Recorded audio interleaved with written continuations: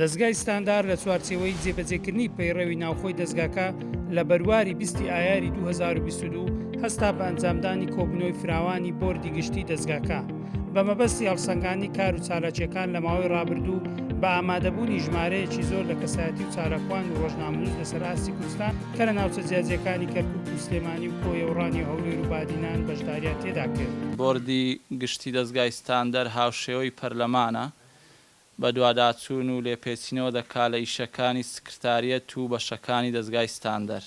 لە چوارچێوەی کۆبوونەوە فراوانەکەی دەستگای ستاندەر بەرپرسی سەرجەم ئۆفیس و بەشەکانی دەستگای ستاندەر راپۆرتی کارەکانیان لە ماوەی ڕابردوو خوێندەوە.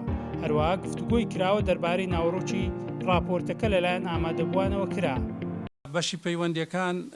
بەشی پەیوەندیەکان سروشتی وایە تەنیا بە کەسێک یان بە چەند کەسێکەوە پەیوەست نییە، بەڵکو ئێوە بەڕێستان هەموو کەسانەی لێرەنا هەمووی بریتە لە پەیوەندیەکان. دڵسۆزین بۆ ئەوەی کە هەم کەرکووک و هەم هەرێمی کوردستانیش ینی نەجات دێن لەو قەیرانانەی کە تێکەوتووە. عود نەمەمان دوهاتیە یەکەندە ئوردن نۆی شەش کۆنگرەیەکی لەسەر مافی مرۆڤ هەروەها مافی ژن و منداڵ لەو کۆنگرەیە ئەمە وەکو تیمی پارێزەرانی ستاندەر داوت کراوین. کۆنسولی ئەمریکا داوای CV و پاسەپۆرتەکانی تیمی پارێزەرانی ستاندەری کرد بۆ ئەمە بۆمان ڕەوانەکردن ڕەنگە لە بۆ مانجین و داوت بکرێن لە ویلایەتە یەکگرتووەکانی ئەمریکا. وەکو ستاندەر لە ماوەی ڕابردوودا پاش تەشکیلکردنەوەی تا ئێستا سەرپەرشتی نۆ کۆبوونەوەی سکرتاریەت و دانانی بەرنامە و نووسینەوەی کۆنووس و بە دوواداچوونی بڕیارەکانی سکرتارەتمان کردیە. خاڵی دووەم سەرپەرشتیکردنی خەرجی و بەخشینەکانی ستاندەر. بەشی ڕاگەیاندنی ستاندەر وەکو بڵێ ناوەختنی دەستگاکەیە، چونکە ستاندەر لە سەرەتادا وەکو دەستگایکی ڕاگەیاندن لە 2006 دەستی پێکردە. لاوەنی دوو پەیجین کە بەردەوام کاریان لەسەر دەکەین. پەیجی سەرەکیمان کە 223,000 لایک و هەروە 391 فۆلۆوەرزی هەیە. خۆشتان ئاگادارن ما توێژینەوەکانمان زیاتر بوعدێکی سیاسی هەیە، ڕەهەندی سیاسی لەوانەیە توێژینەوەمان هەبی لەسەر ژینگە، بەڵام بوعدە سیاسیەکەی ژینگەمان دیراسە کردیا.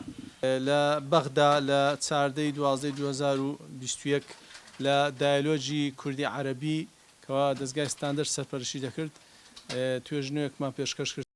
هەر لە درێژەی کۆبوونەوەکەدا پێشوازی لە پەرلەمانتار عەلی حەمەساڵح ئەندامی پەرلەمانی کوردستان کرا و لەلایەن دەستگای ستاندەرەوە بە بۆنەی ئەندامێکی کارە و چالاک قەڵغانی بوێری و ڕێزلێنانی پێشکەش کرا.